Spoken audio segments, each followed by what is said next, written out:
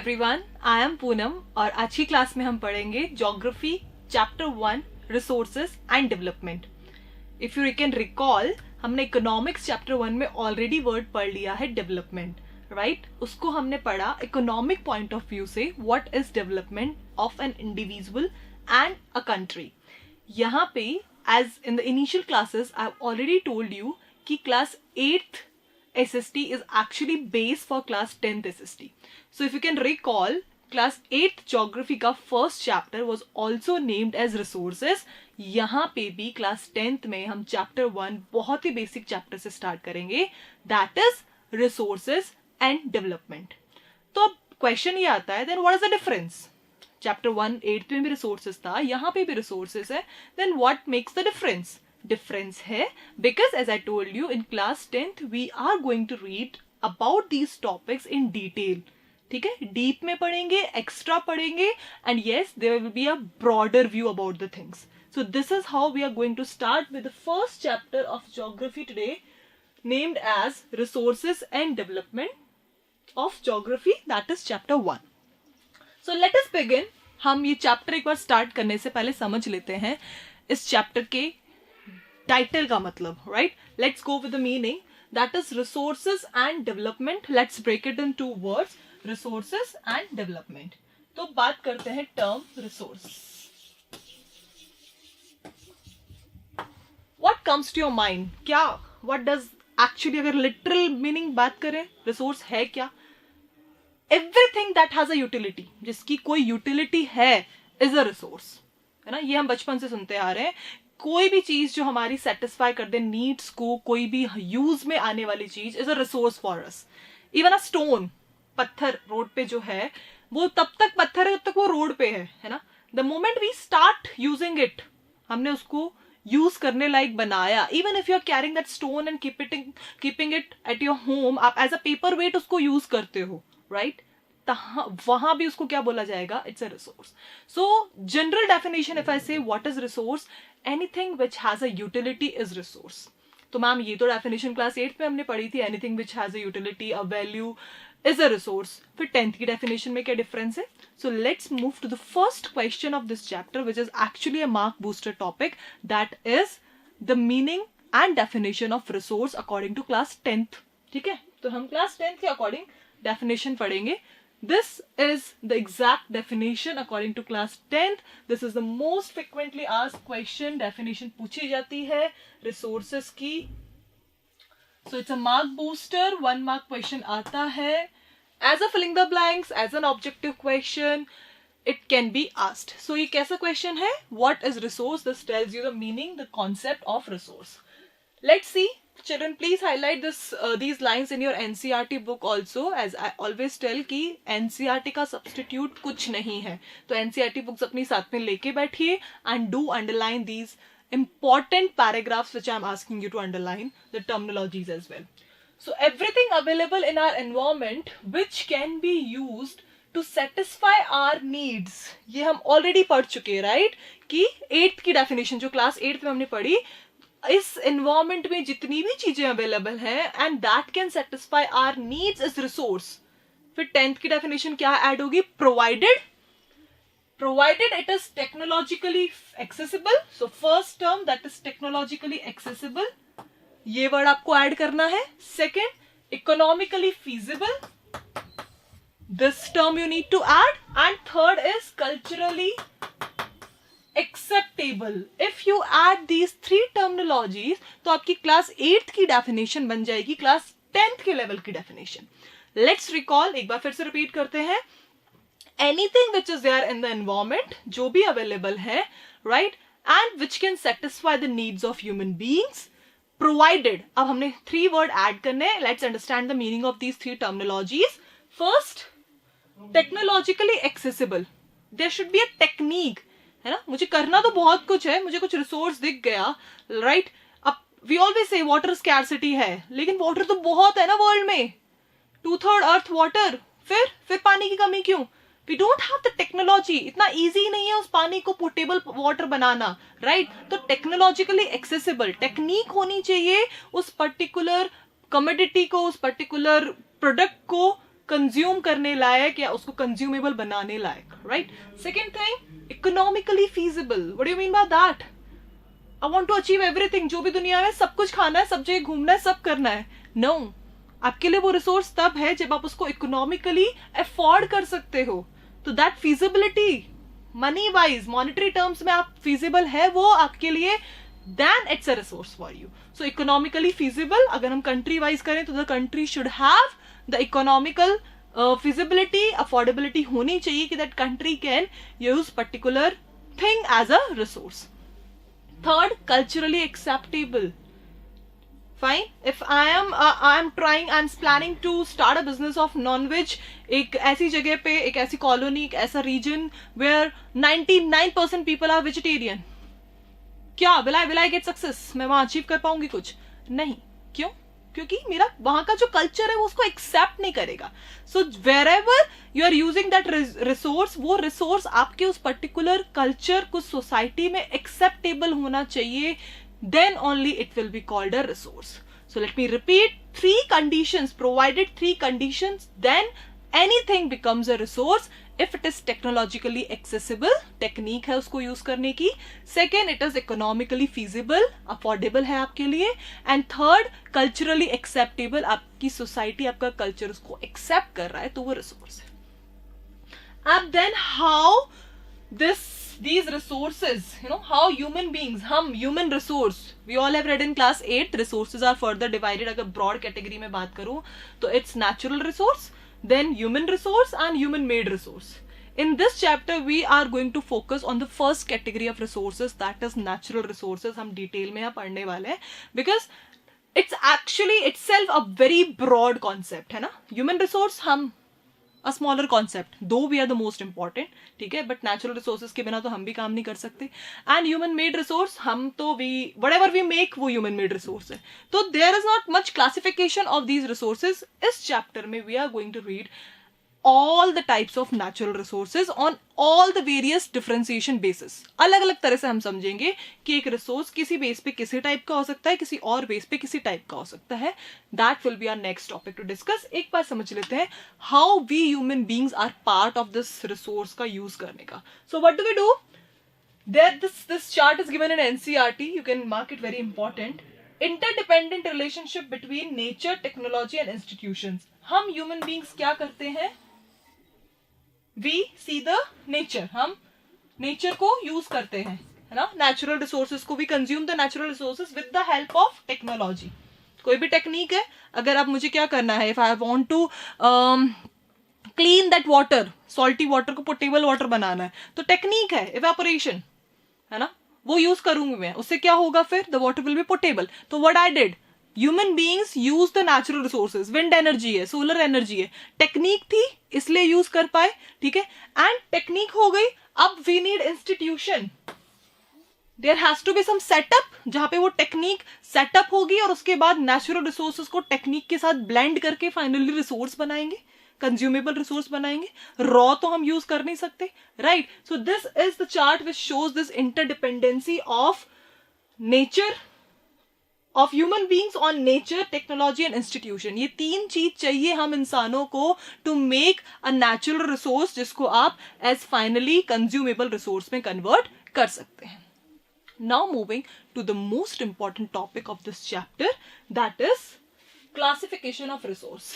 क्योंकि इस टॉपिक पे हम बहुत सारा डिटेल में पढ़ने वाले हैं क्लासिफिकेशन के बारे में, ठीक है. कि because you can see on this chart की देर आर 4 टाइप्स, है ना. ये chapter almost I should say 50% chapter in resources की क्लासिफिकेशन पे ही है. So again telling you, classification के पॉइंट ऑफ व्यू से दिस इज अगेन 3 मार्क्स और 5 मार्क्स, है ना. बट ये एग्जैक्टली क्वेश्चन ऐसे नहीं आता है कि tell all the types of classification. The question can be asked, tell the classification of resources on the basis of origin, origin के बेस पे, how they took birth. Fine. On the basis of exhaustibility, उनके exhaust होने की, उनकी खत्म होने की उस पे कैपेसिटी पे, कि how they are divided. On the basis of ownership, who is the owner, possession किसका है, from to whom it belongs. Third thing this, and fourth on the basis of status of development, where it stands at the development status. वो fully developed है, वो in between है, वो stock में है, वो reserve में है.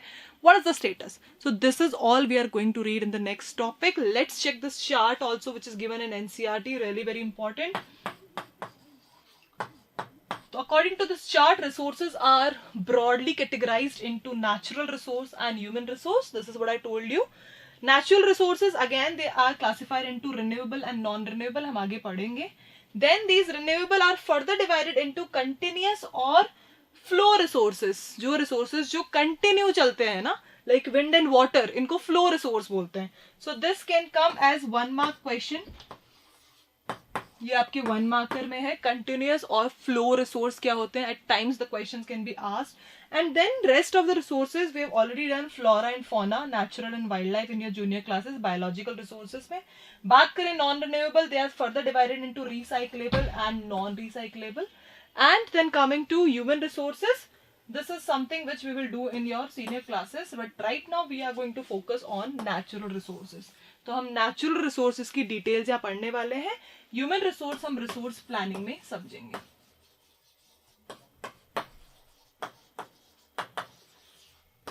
Fine. So this is the topic which we will take later. Right now we need to focus on natural resources. तो as per natural resources का अगर division देखते हैं तो there are 4 divisions, 4 types of division given in your NCERT for class 10th. The first division is on the basis of origin. Origin के base पे है ना, how they have taken birth, the originality. Fine. According to that, the resources are biotic and abiotic resources. Details we'll be doing in the coming few minutes.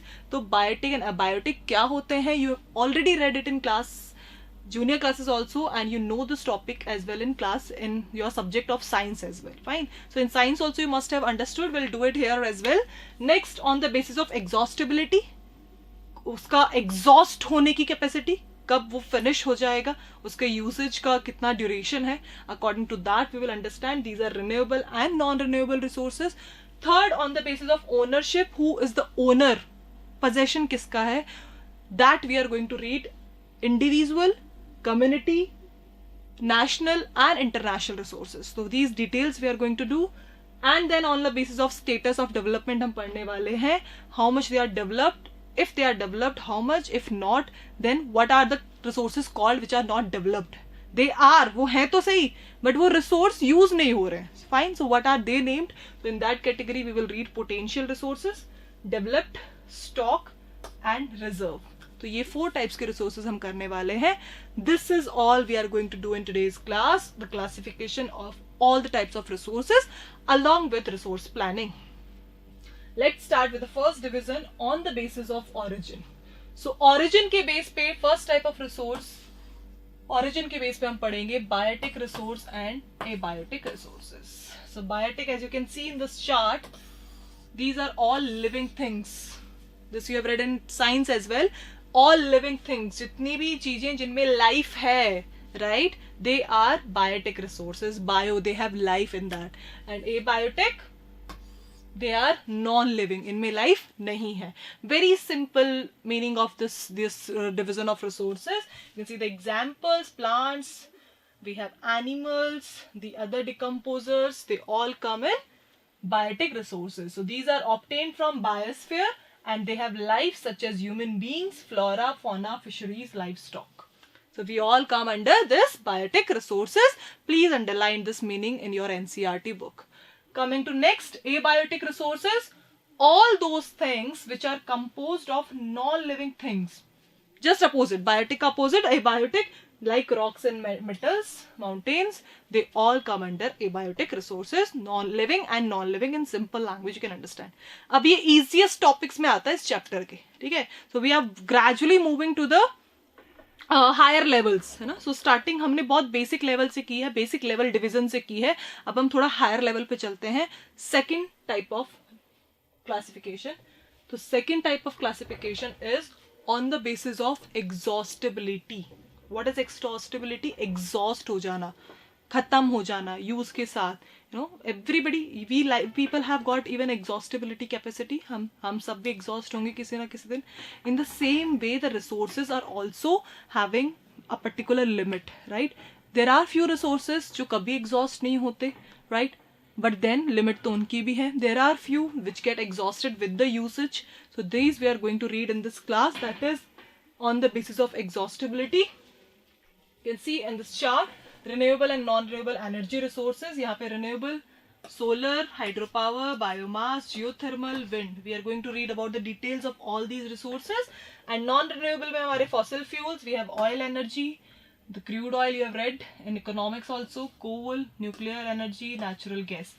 These are all non-renewable. एक particular use के बाद they get exhausted, so they cannot be renewed. That is the reason. They cannot be recycled, they cannot be renewed, they can't be reused. That's why these are non-renewable resources. Please underline the definition as per NCERT. For renewable resources, the resources which can be renewed or reproduced. They can be renewed, उनको renew कर सकते हैं आप, और reproduce, you can reproduce them again. Fine, this is called, and how that can be? By physical, chemical or mechanical processes. By all these processes, naturally भी हो सकते हैं वो renew, by chemical and mechanical process भी आप कर सकते हैं using machines. That is called a renewable resource. Or they are also called replenishable resource. Now there are different terms. Replenish भी हो सकते हैं वो, renew भी हो सकते हैं. Fine. Or they can be reproduced also. The renewable resources may further be divided into continuous or flow resources. This is what we have read on the classification. हमने starting में पढ़ा था, जब हमने classification पढ़ा natural resources में, हमने renewable को हमने further division पढ़ा continuous and flow, and I told you this as one mark, very important. तो flow resources, continuous resources से question आता है. You should know the example, wind or water. As the name says, right, they flow, they are continuous. So wind and water, कोई stop नहीं, they flow, right? So this is why they are called continuous or flow resources. आगे चलते हैं second type of resource according to on the basis of exhaustibility, that is non-renewable resources. These occur over a very long geological time. Renew हो जाते हैं, but it's like thousands of years लग गए बनने में, तो easy नहीं है बनना, है ना? So minerals and fossil fuels, they are the biggest example of such resources. Along with that, these are some other examples of non-renewable energy resources. So I hope it is clear. ये आपने junior classes में भी पढ़ा है. You can write exactly, but you need to give better examples when you are writing it for class 10th. आपके पास अच्छे examples हैं इसके लिए. You can have a better definition. You can use the words like renewed, reproduced, replenished. ठीक है? And here you can use the term non-renewable में. They take thousands of years, they actually get origin over a long period of time, इसलिए इनको बोलते हैं non-renewable. They get exhausted, है ना?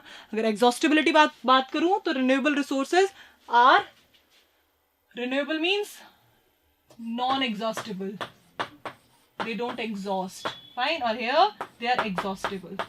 So this is how the terms go. Contra exhaustible, they ये exhaust हो जाएंगी, खत्म हो जाएंगी after a usage, and they don't get exhaust, they are renewable. Fine, so this is all about on the basis of exhaustibility. Now moving to the third classification, that is on the basis of ownership. Ownership के basis पे, है ना? उसका owner कौन है? Who is to whom it belongs? अब there are certain resources, different resources होते हैं, like this, you know, this is mine, ना, ये हमारा है, तो this is my personal resource. ठीक है, मैं पब्लिक पार्क में जाती हूँ वॉक पे मॉर्निंग में, तो वो क्या है? इज दैट माई पार्क, मेरा अपना पार्क है? नहीं, वो कम्युनिटी का पार्क हो गया ना, पब्लिक पार्क हो गया, वो कम्युनिटी ओन्ड है वो. ठीक है, in villages there are like public, कुछ वो होते हैं वाटर प्लेसेस होते हैं, वेल पब्लिक, है ना, गांव में कुएं होते हैं, the places are there. So what are those? वो कम्युनिटी ओन्ड है. कम्युनिटी हॉल्स होते हैं. In cities we have certain community halls for certain functions, and लोग शादी भी करते हैं वहां पे, right? So what are these? These are all examples of community resources, जो पर्टिकुलर किसी इंडिविजुअल को बिलोंग नहीं करते. They belong to a group of people, a society, a community. So they are community resources. Let's take example अगर broader level पे. So what are national resource? As the name says, national resource. पूरा nation, no, nation में जितने resource हैं वो government के हैं. आपका घर भी आपकी आपकी कंट्री की गवर्नमेंट का है, अगर आपका घर बीच में आ रहा है कंट्री के वेलफेयर प्रोग्राम्स में, so even that can be taken. This you will read in NCERT. Logically अगर बात करें तो all the resources of a country they belong to that country's government. वो नेशनल रिसोर्स है. It is called your private property, but अगर वो nation use करना चाहता है उसको तो इट कैन यूज इट. ठीक है, it has full rights to use it. Compensation मिलेगा, but you can not deny government to do it. तभी तो आता है कि शॉप्स डिमोलिश हो जाती है, रोड कंस्ट्रक्शन हो रहा है, ठीक है, मेट्रो कंस्ट्रक्शन हुआ तो लोगों के घर, शॉप्स, बहुत सारी चीजें डिमोलिश हुई थी. Right, so will read about all these resources. और बात करें इंटरनेशनल, तो इंटरनेशनल जो जहां पे like more than one countries they have ownership on certain resources, है ना. आप ओशियंस की बात करें, अब ओशियन की तो कोई लिमिट ही नहीं है. ओशियन, आधा ओशियन इंडिया में है और आधा श्रीलंका, आधा कहीं बांग्लादेश. तो ये सब क्या है, ये क्या है? All these are like examples कि अब ओशियंस के साथ कैसे डिसाइड करोगे. So all these questions answers you are going to get in this topic, that is classification of resources on the basis of ownership. Very important topic. ठीक है, you can see here, यहाँ पे बहुत से लोग बैठे हैं पब्लिक पार्क में, तो दैट्स एन एग्जाम्पल. यहाँ पे क्या है, ये पार्क किसी एक पर्सन का नहीं है, no, it belongs to the community. So ये आपका कम्युनिटी ओन्ड रिसोर्सेज में आएगा. So let us start with the first one, individual resources on the basis of ownership. As the name says individual, ये किसी particular individual के होते हैं, they are owned by individual. Fine. So these are also owned privately by individuals. For example, हमारे अपने गांव में जो फार्मर्स को के लैंड, खेत होते हैं, उनकी लैंड होती है, द फील्ड्स आर देयर, ठीक है, the ponds, water and wells, these are all example of resources owned by individual. ना, आपका गांव में लोगों के पास पर्सनल वेल भी होता है, आपका अपना घर, your vehicle, right, your office, all these are examples of owned resources, individual owned resources. जब इसका ओनर कोई पर्टिकुलर इंडिविजुअल है या ग्रुप ऑफ पीपल है, सो लाइक पार्टनरशिप में भी है, तो वो इंडिविजुअल रिसोर्सेज में आ जाएगा. Now moving to second, community owned. As the name says, पूरी कम्युनिटी इसकी ओनर है. The entire society is the owner of these type of resources. तो यहाँ पे there are resources which are accessible to all the members of community.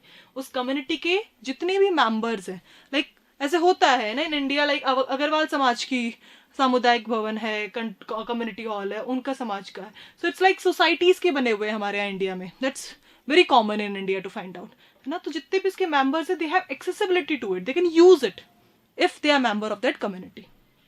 Certain formalities are there. Once all that is done, then they are accessible to use those community owned. For example, village commons, जो common places होते हैं, grazing grounds for the animals over there. Then burial grounds बहुत बड़ा example है, जितने भी हमारे burial grounds होते हैं. उसके अलावा village ponds, public parks, picnic spots. Of course, these all are example जहाँ पे as like public can openly, they can go and they can use it. So such resources which can be used, which are accessible to the public, to the community, they are called community based resources. So this is, here we complete the two types of resources on the basis of ownership, but the topic doesn't complete here. इसका थोड़ा higher level अब हम पढ़ेंगे national and international resources.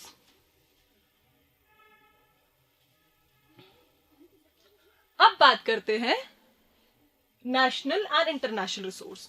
So first of all, you can see this line. This is exactly a line from NCERT, children. You will be shocked to know कि truly ऐसा ही है. तो technically all the resources belong to the nation. हमारी country में मेरा घर, आपका घर, हम सबके घर, हम सबके ऑफिसेस, बिल्डिंग्स, हम कहते हैं हमारा है, राइट, प्राइवेट प्रॉपर्टी है, but truly technically it depends, it actually belongs to the government of the nation. It belongs to the nation.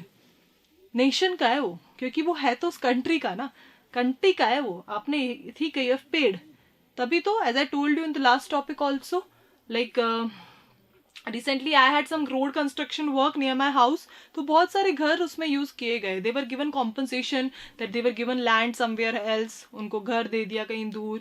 They were, some of them were paid, monetary pay कर दिया उनको. So like this the compensation was given. But then वहाँ पे road construction के according plan था तो उनके घर ले लिए. है ना, मेट्रो का मैंने एग्जांपल दिया, डैम्स कंस्ट्रक्शन होते हैं जब, तो नियर दोज रिवर एरिया वहां पे क्या होता है, जितने भी लोग होते हैं they have to migrate, right, their places are demolished. तो ये सब क्या एग्जाम्पल्स हैं, सब नेशनल रिसोर्सेज के। So all the resources of a country are basically belonging to the nation and they are called national resources. The country has legal power to acquire even private property for public good. अगर public welfare के लिए कोई private property की requirement होती है तो those resources can be acquired. Government can acquire it from the private people. Fine. It may provide you compensation, it may not even. But पूरे rights हैं, लीगल राइट्स है गवर्नमेंट को वो private property लेने के। Fine. So these are national resources. Let's understand some literal meaning. अब मैं बात करती हूँ next type of resources, territorial water. अब ये आपके मार्क बूस्टर है, यहाँ से आपका 1 मार्क क्वेश्चन बहुत कॉमनली पूछा जाता है ना। यहाँ पे हम समझेंगे नॉटिकल माइल्स भी। 1.85 देयर आर किलोमीटर्स में 1 नॉटिकल माइल होता है। So here we will understand all the minerals, water resources, forest, wildlife, land within the political boundaries. उस कंट्री की पॉलिटिकल बाउंड्री, इंडिया का जो मैप है पॉलिटिकल मैप, उसकी बाउंड्री के अंदर जितने भी मिनरल्स, वाटर रिसोर्स, हमारे जो रिवर्स हैं, पॉन्ड्स हैं, फॉरेस्ट है, वाइल्ड लाइफ है, flora, fauna, land, everything with in the political boundary and oceanic area.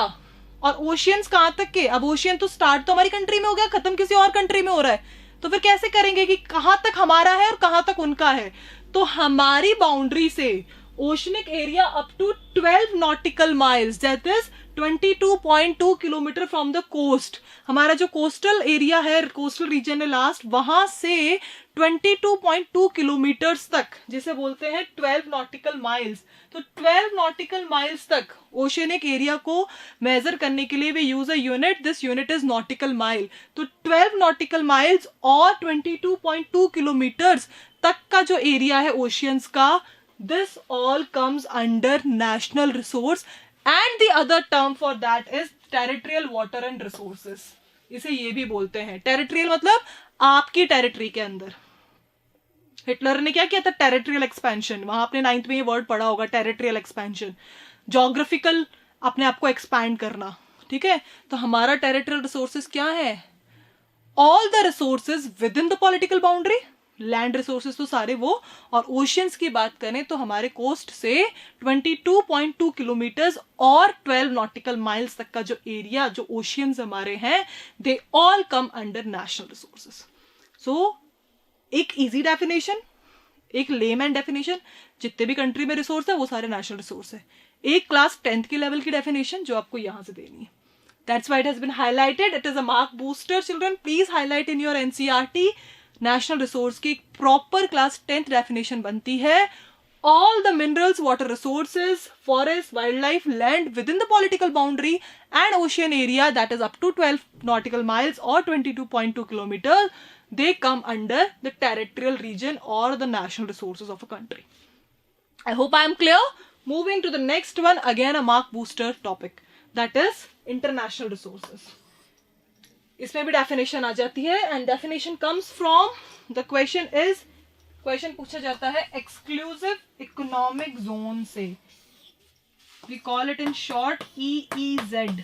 क्या होता है ये exclusive economic zone, है ना?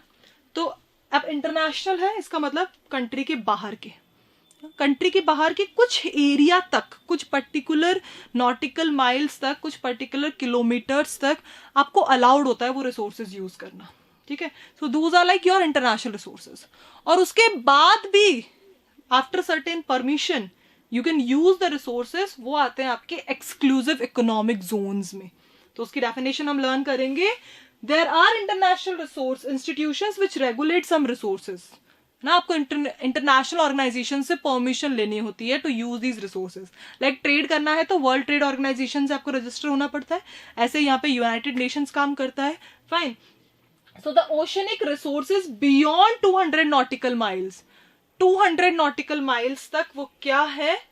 Of the exclusive economic zone. So आपके पूरे आपका जो एरिया है, द पॉलिटिकल बाउंड्री है, वहां से 200 नॉटिकल माइल्स तक आपका एक्सक्लूसिव जोन है, और and rest it belong to open ocean and no individual country can utilise these without the concurrence of international institution. So 200 nautical miles तक, 200 nautical miles तक आपको अलाउड है. दैट इज लाइक मैग्नीज के साथ ऐसा है, we can use it, and that is available till 200 nautical miles. 1 nautical mile, that is 1.85 kilometers. So 200 nautical miles तक international resources आपको allowed है use करना with certain permission. Fine, that comes under which category? EEZ, economic exclusive economic zone. You can use them for economic use. Of course आप use कर रहे हो तो it is getting some, your country's economy is getting benefits, so it is termed as exclusive economic zone. Fine. So I repeat, there are international institutions which regulate some resources. The oceanic resources beyond 200 nautical miles of exclusive economic zone. ठीक है? Beyond 200 nautical miles of exclusive economic zone belong to open ocean, and these resources cannot be used without taking permission of international organizations.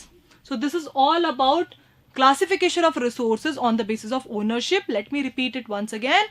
First of all, private owned, individual owned, आपका मेरा हमारे resources. Second, community owned, community के, society के resources, जिसके owner group of people है, पूरी society है, community को access है पूरा. Third, national resource, ठीक है, national country के अंदर का political boundary, और oceanic बात करें तो 12 nautical miles तक. And fourth, international, जिसमें आपका 200 nautical miles तक with permission you can use. So these are 4 classification, 4 divisions on the basis of ownership. Fine. Moving to the last basis, on the basis of status of development. Again a topic जहां से question बनता है. यहाँ पे हम बात करेंगे कि कितना डेवलप हो चुका है वो resource, how much it has been developed. Either it is like properly developed, use करने लायक है, क्या क्या चीजें 3, let us recall, रिसोर्स के लिए क्या 3 कंडीशंस होनी चाहिए. It should be provided, it should be technologically accessible, economically feasible and culturally accessible. अगर ये 3 चीजें रिसोर्स के साथ हैं, किसी भी प्रोडक्ट के साथ हैं, तो that becomes a resource. अब ये 3 भी कुछ में कुछ है, कुछ में कुछ शॉर्टकमिंग है. So this we will understand with this classification. The resources which are developed, the resources which are on the stage of development, हो रहे हैं, potential है उसमें. कहते हैं ना, हमारे पेरेंट्स कहते हैं ना, मतलब स्कूल में आप जाते हो पीटीएम पे, मैम कई बार कहती है ना, टीचर्स कहती हैं कई बार, ये पोटेंशियल तो है इसके अंदर, कैलिबर तो है इसके अंदर, काम में लेता नहीं है, ये पढ़ता नहीं है, ये पढ़ती नहीं है ना. इसका मतलब है हमारे अंदर कुछ तो है ना, but it needs to be used, right. अब रीजन सबको पता है, कुछ भी हो सकता है. आपका रीजन हो सकता है, टीचर का रीजन हो सकता है, मम्मी का पापा का रीजन, किसी का रीजन हो सकता है, कोई भी रीजन हो सकता है, कोई और डिस्ट्रैक्शन हो सकता है, पर कैलिबर तो है हमें, पोटेंशियल तो है ना. तो वो भी पढ़ेंगे हम, पोटेंशियल रिसोर्स जिनमें कैलिबर तो है but because of some reason वो यूज नहीं हो पा रहे.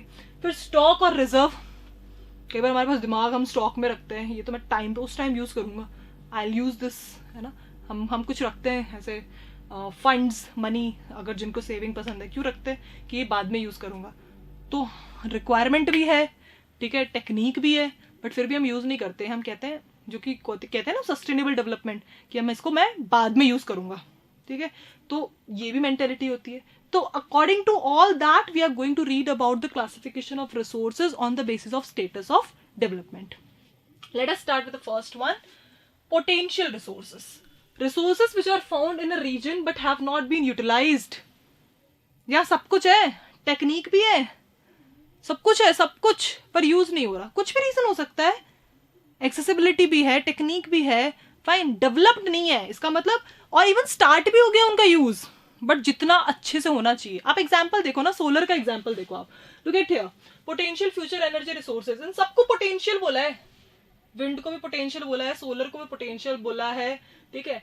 क्यों बोला है भाई, है ना, सोलर स्पेशली, क्योंकि आप अपने घर के आसपास देखना, आज ही देखना इस क्लास के बाद में, यू चेक इट कि कितने घरों में है ना सोलर पैनल लग रहा है, कितने स्कूल्स में, कितने ऑर्गेनाइजेशंस, कितने ऑफिस के ऊपर सोलर पैनल लग रहा है।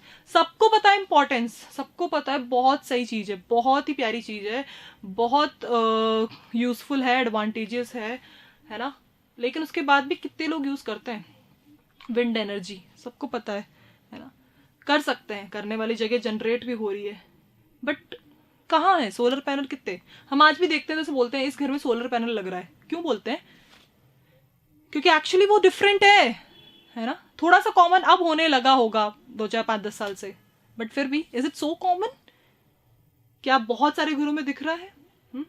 अंडरग्राउंड वाटर जो सिस्टम होता है ना, तमिलनाडु में मैंडेटरी है, दिल्ली में भी दिया प्लानिंग की ऑर्गेनाइजेशंस के लिए वो मैंडेटरी हो जाए, है ना। क्यों नहीं, क्यों सब जगह एंटायर इंडिया में हम करते हैं कि अंडरग्राउंड वाटर, रेन वाटर को आपको हार्वेस्ट करना ही अंडरग्राउंड होना ही चाहिए। तो ये सब क्या है? सब कुछ है, बट फिर भी प्रॉपर 100% जो यूज कर सकते थे हम, वो हमने नहीं किया। इसलिए इन्हें बोलते हैं, जैसे दिमाग के लिए बोलते हैं ना, दिमाग तो है, सब कुछ मिल रहा है, पेरेंट्स फीस भर रहे हैं, सपोर्ट कर रहे हैं, टीचर्स पढ़ा रहे हैं, हम भी पढ़ रहे हैं, पर हम पूरा नहीं पढ़ रहे। क्यों नहीं पढ़ रहे भाई? पोटेंशियल तो है, नहीं कर रहे, काम में नहीं ले। सो ऐसे resources which have the capability, they have the caliber, they have the potential to be used, but still they are not utilized optimum, उनका 100% utilization नहीं हुआ है, they are called potential resources.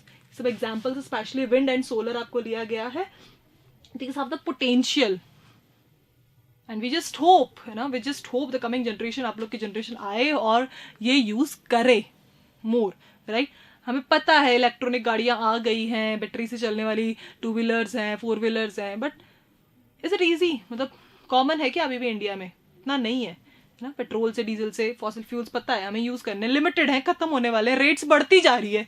पहले एक्टिवा में भरवा लेती 350, 400, अब 500 रुपये का एक नोट जाता है एक्टिवा भरवाने के लिए, फुल करवाने के लिए। क्यों? The truth is this only children की वैल्यू बढ़ती जा रही है, स्टॉक लिमिटेड है, और जो हमारे पास अनलिमिटेड है हम उसको यूज ही नहीं कर रहे। तो ऐसे रिसोर्सेज जो हैं बट हम यूज नहीं कर रहे हैं, ऑप्टिमम यूटिलाइजेशन नहीं हो रहा है, they come under potential resources. Fine, moving to the next, developed. ये बहुत ही सही रिसोर्सेज है। आपके आसपास जितने भी रिसोर्सेज है जो बहुत अच्छे से डेवलप्ड है, मतलब आप उनको ऑप्टिमम यूटिलाइज कर रहे हो, तो वो सब आते हैं developed resource. All the resources which have been surveyed and their quality and quantity have been determined.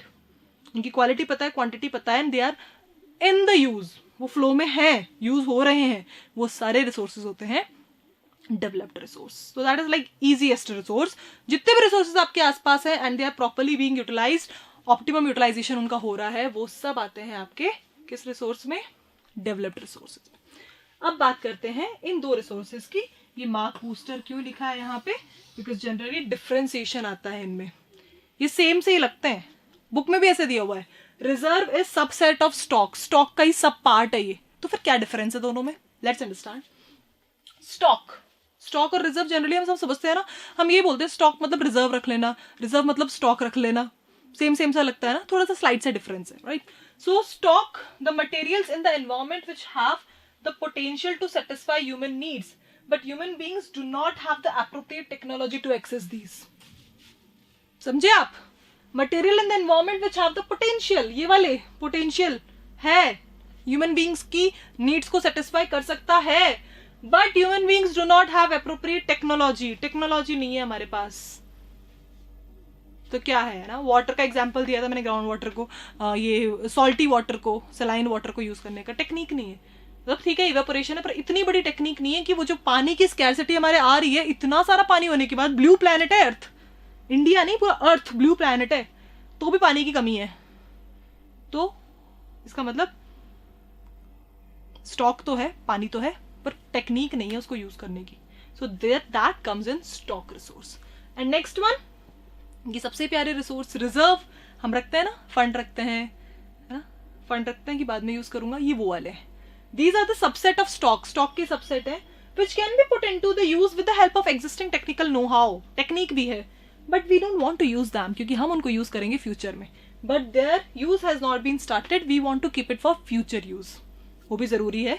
So we will be moving to the next topic अब, क्योंकि हमें फ्यूचर के बारे में भी सोचना है. तो कौन सा वर्ड है जो सोचता है कि डेवलपमेंट तो करो, पर क्या ध्यान में रखते हुए रिसोर्सेज को यूज तो करो, बट डोंट फॉरगेट आप यूज कर पा रहे हो बिकॉज आपकी लास्ट जनरेशन ने आपके लिए छोड़ा था, तो आपका भी फर्ज बनता है to use it, to leave it for next generation.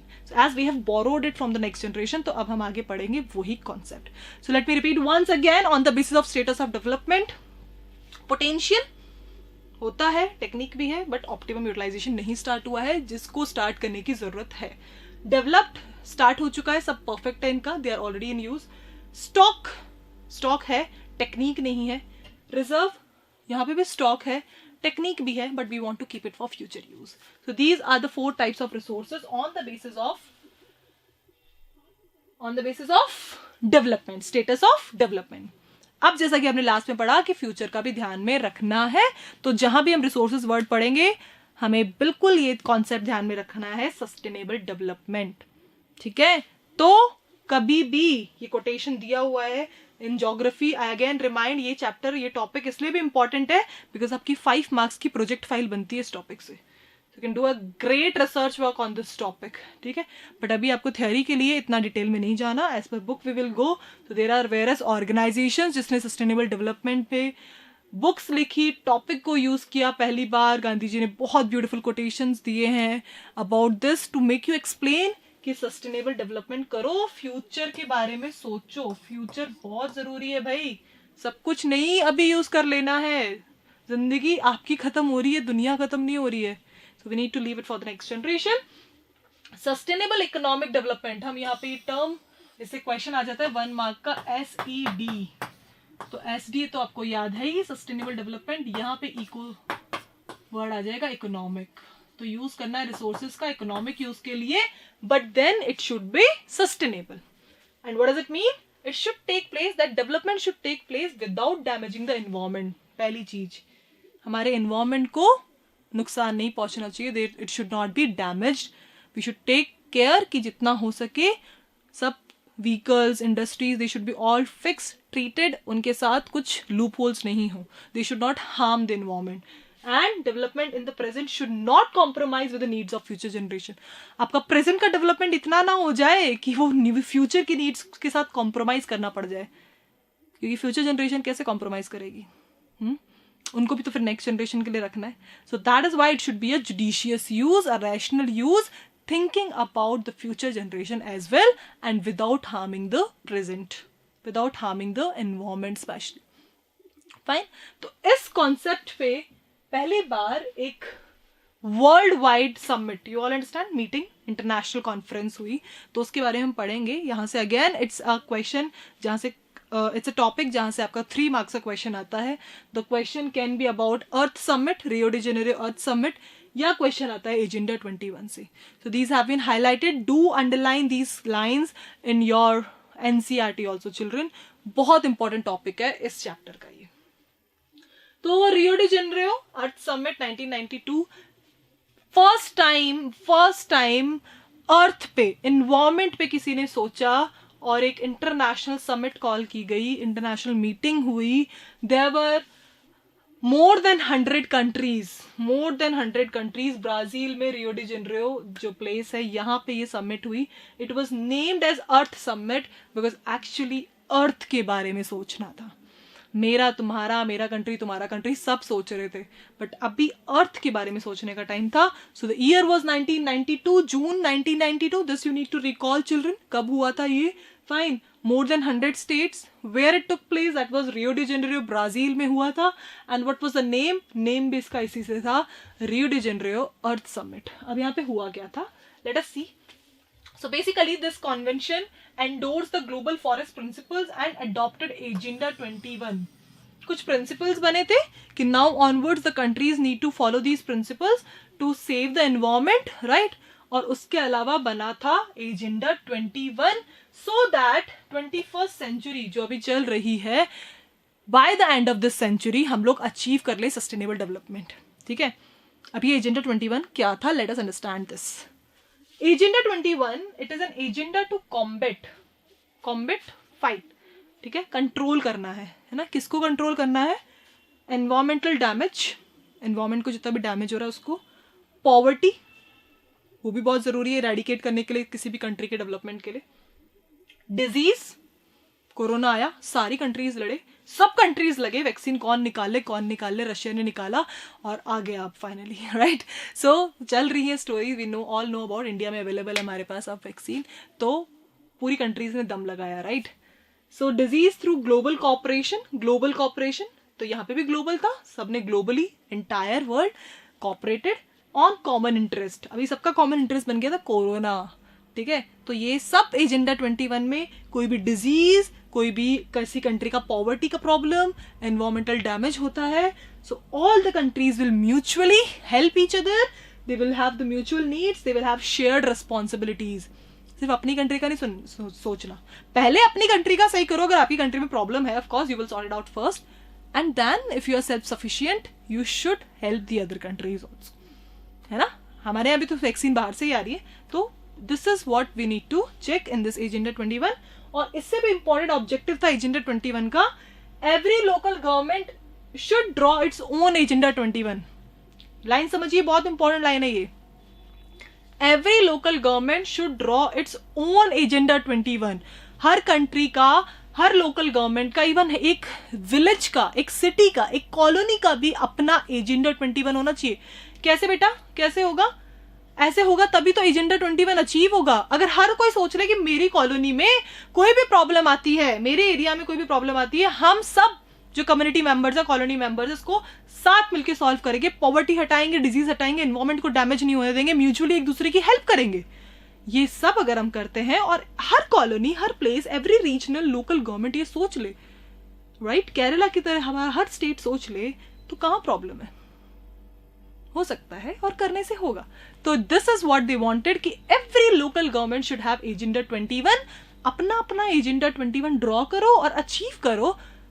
Ultimately it will be achievable world wide, internationally achieve हो जाएगा, ठीक है। So let me repeat, agenda 21 क्या था? म्यूचुअली ग्लोबल सपोर्ट से पॉवर्टी, एनवायरमेंटल डैमेज, डिजीजेस, ये सब इरेडिकेट करनी है, और हर लोकल गवर्नमेंट का अपना एजेंडा 21 होना चाहिए। Is it clear? So this is all about Rio de Janeiro. बहुत इंपॉर्टेंट टॉपिक है, 3 मार्क्स क्वेश्चन बनता ही है इस टॉपिक से। फाइन, सो आपको प्लेस, ईयर और basically this agenda 21 you have to prepare कि हुआ क्या था इस मीटिंग में, इस समिट में। Fine, now for today we are going to move to the last topic. Day 3 का लास्ट टॉपिक हम करेंगे रिसोर्स प्लानिंग, है ना। स्पेशली हम समझेंगे इंडिया में रिसोर्स प्लानिंग। तो कैसे करता है कोई कंट्री रिसोर्स प्लानिंग? हमें पता चला, पेपर में आता है ऐसे कि वहां पे इतने, मतलब हो सकता है कि इतना गोल्ड मिलेगा वहां, है ना। ऐसे आया कि साइंटिस्ट ने, सबने रिसर्च किया और रिसर्च करके पता चला कि उस जगह पे, वहां पे नीचे इतना गोल्ड है। अब ठीक है भाई, साइंटिस्ट ने बता दिया, गवर्नमेंट के पास प्रपोजल, गवर्नमेंट को पता चला, गवर्नमेंट ने पूरी टीम बिठाई, सबने देखा और पता चला गोल्ड तो निकल रहा है करीब 1 करोड़ का, एग्जाम्पल है ना, और उसको निकालने में लग रहे हैं करीब 3 crore. Will government do this? क्या गवर्नमेंट करेगी? नहीं ना, गवर्नमेंट चेक करेगी, कॉस्ट कटिंग, राइट। तो वो भी इंपॉर्टेंट होता है। तो बहुत सी चीजें होती हैं, रिसोर्स का पता चल गया, उसकी क्वांटिटी, उसकी क्वालिटी इतनी अच्छी नहीं है ही नहीं इतनी कि आप जितना उस पर कॉस्ट लगाओगे उसको एक्सप्लोर करने के लिए, ठीक है, एक्सकेवेशन पे इतना जो पैसा लगेगा, रिसोर्स की प्लानिंग पे जो इतना पैसा लगेगा, फाइनल एग्जीक्यूशन पे जो लगेगा, जो आउटपुट आएगा, वो इतना डिजर्व ही नहीं करता है, इतनी कॉस्ट वो डिजर्व ही नहीं करता, अफोर्ड ही नहीं कर पा रहे। So will you go for this? हम नहीं करते ना ऐसे। एज ए बिजनेसमैन कंट्री भी तो सोचेगी, इन्वेस्ट कर रहे हैं तो रिटर्न कितना आ रहा है, दिस रिटर्न, ठीक है। ये सब चीजें दिमाग में रखने को बोलते हैं प्लानिंग। आप सब प्लानिंग करते हो, तो रिसोर्स की प्लानिंग भी होना जरूरी है। So now we will move to the next topic of this chapter, resource planning. So first of all, identification and inventory of resources across the regions of the country. सबसे पहला काम identification, और ये कैसे किया जाता है? सर्वे कर लिया, पता करो कितना है ना, क्वांटिटी, क्वालिटी सब पता करो, सर्वे कर लिया, आपने मैपिंग कर ली, है ना। ये बेसिकली 2 काम हुए, सर्वे करोगे, मैपिंग करोगे उस एरिया में जाके, this is how you will come to know कि वहां की quantity estimation and measurement, quality और क्वांटिटी सब पता चलेगा। आप एक मेजरमेंट, एक रिकॉर्ड हो पाएगा कि यस, यहाँ पे इस क्वांटिटी में और इस क्वालिटी का इतना रिसोर्स मिला है, and that is done by survey and mapping. तो पहला काम है आइडेंटिफिकेशन एंड इन्वेंट्री। इन्वेंट्री का मतलब stock, it's a commerce term. Inventory का मतलब स्टॉक होता है, कितनी क्वांटिटी में भी ये अवेलेबल है, right. So this is how the first planning step is done. सबसे पहले पता करो कि कैपेसिटी मतलब इन्वेंट्री कितनी है, स्टॉक कितना है, और आइडेंटिफाई करवाना है कहाँ है, कितना है, किस क्वालिटी का है. That is all done by surveying. Survey करो, मैपिंग करो. This is how we complete the first step. वो हो गया एंड सपोज वो सक्सेसफुल हो गया, है ना, सब बढ़िया लग गया आपको, कर लिया आपने प्लानिंग वगैरह सब कर ली, फर्स्ट स्टेप अच्छे से हो गया. अब सेकंड स्टेप पे चलो. ठीक है, अभी पूरी प्लानिंग कंप्लीट नहीं हुई है कि ये कर लिया अब स्टार्ट कर दो डिगिंग करना, नहीं. Second structure. हमने फर्स्ट उसमें पढ़ा था कि ह्यूमन बींग्स को क्या क्या चाहिए, नेचुरल रिसोर्सेज चाहिए. इसको वो एक्सट्रैक्ट कर लेगा टेक्नोलॉजी से, और इस टेक्नोलॉजी के लिए सेटअप के लिए वो बनाएगा इंस्टीट्यूशंस, राइट. ये हमने पढ़ा था. तो ये वाला काम कर लिया, नेचुरल सर्वे और मैपिंग से अपने क्वांटिटी और क्वालिटी दोनों निकाल ली. ठीक है, अब टेक्नोलॉजी चाहिए इसको निकालने के लिए, यूजेबल बनाने के लिए. ये टेक्नोलॉजी किसी इंस्टीट्यूशन, ये सारा काम जो दूसरा दोनों काम है ये आते हैं आपके सेकंड स्टेप में. So it involves a planning structure endowed with appropriate technology, skill and institutional setup. तो यहाँ पे आपको लेबर का रिक्वायरमेंट, स्किल, टेक्नोलॉजी और इंस्टीट्यूशन ऑर्गेनाइजेशन सेटअप आपका सेकंड स्टेप में होता है to implement the development plan. तो जो आपने प्लानिंग फर्स्ट में की है ये हो गया. अब इसको अचीव कैसे करेंगे ये वाला आपका सेकंड में किया. आपको skill, technology, organisation, institution setup सब कुछ आपको देखना होगा सेकंड स्टेप ऑफ प्लानिंग में. इसके बाद भी सक्सेसफुल नहीं है अभी, ऐसा नहीं है कि ये करते ही अब हम स्टार्ट कर देंगे process. Third, the most important, matching the resource development plans with overall national development plan. जो आपको मैंने स्टार्टिंग में बताया था, ये पर्टिकुलर रिसोर्स के बारे में जो पता चला है इसको हम कंपेयर करेंगे, क्या ये करने से कंट्री का नेशनल डेवलपमेंट गोल अचीव होगा. पर्टिकुलर कहीं गोल मिला या कुछ भी मिला, ठीक है, उस पर इतना काम कर रहे हैं, है ना, कोई स्कूल बन रहा है, कुछ बन रहा है, उस पर्टिकुलर एरिया में एक्चुअली लिटरेसी रिक्वायर्ड है क्या, वहां पे हैं लोग जो पढ़ने के लिए हैं, right. So everything needs to be check. तो ये जो रिसोर्स प्लानिंग सेकंड स्टेप तक हो गई, इसको कंपेयर करेंगे कि क्या ये करने से नेशन को कुछ डेवलपमेंट अचीव होगा. अगर होगा तो फिर ये प्लानिंग यस एग्जीक्यूट हो, करने दो. और अगर ये नहीं हो रहा तो फिर प्लान फ्लॉप. तो जैसा कि मैंने बताया, कॉस्टिंग भी देखते हैं इसमें, आउटपुट भी देखते हैं कितना आ रहा है, ये करने से फायदा कितना हो रहा है, नुकसान तो नहीं हो रहा, ऑल द शॉर्टकमिंग्स, उसके जो कॉन्सिक्वेंसेज एक्सपेक्टेड हैं, पॉजिटिव नेगेटिव सब देखे जाते हैं. And then it is said कि क्या वो डेवलपमेंट गोल नेशन के लिए इंपॉर्टेंट है, क्योंकि यहाँ पे हम बात करेंगे नेशनल डेवलपमेंट की, नेशनल रिसोर्सेज की बात कर रहे हैं हम. तो अगर वो फुलफिल हो रहा है तो yes, go for the plan. Plan is final, सब सेट है, गो फॉर द एग्जीक्यूशन. ठीक है. So this is how we understand resource planning. Very important 3 marks का क्वेश्चन बेटा बनता है यहाँ से, प्लीज इसको इंपॉर्टेंट को. And there are 3 points. I always say 3 marks मतलब अपन 3 पॉइंट करेंगे. जहां 5 मार्क्स का क्वेश्चन है अपन 5 मार्क्स, मतलब I will teach you in that way कि आपको 3 पॉइंट्स ही करने हैं. ठीक है, हम एक्स्ट्रा कर सकते हैं, कम नहीं करेंगे हम, इन केस यू फॉरगेट. ठीक है, 5 मार्क्स में हम मोर देन 5 कर सकते हैं, 6-7 पॉइंट्स. आपको बेस्ट 5 प्रिपेयर करने जाने हैं, तो पढ़ाया भी वैसे ही जाएगा जैसे आपको आंसर्स लिखने हैं एग्जाम में. ठीक है, सो दैट पैराग्राफ आंसरिंग तो हमें बिल्कुल करनी ही नहीं है. So we will do it in points only. This is the reason all these presentation have been made in point, ताकि आप वो पॉइंट समझ सकें. यहाँ पॉइंट समझेंगे तो आंसर शीट में भी पॉइंट्स ही लिखेंगे, और आंसर्स अपने पॉइंट्स में ही लिखने हैं बेटा. Fine. So this was all for this day 3. ये चैप्टर यहाँ पे कंप्लीट नहीं होता है, हम कंटिन्यू करेंगे next day with remaining topics. बहुत इंटरेस्टिंग टॉपिक्स आने वाले हैं इसमें. हम लैंड रिसोर्स और soil resource, and the most important इस चैप्टर से क्वेश्चन आता है मैप का. तो मैम आपने मैप तो करवाया नहीं, क्योंकि मैप आएगा अब नेक्स्ट टॉपिक में सॉइल रिसोर्सेज में. We will do classification of soil. वहां पे हम जानेंगे कि which state has which type of soil, और which type of soil is good for which type of crop. So this is all we are going to read in next topic. Stay in touch. Thank you, beta.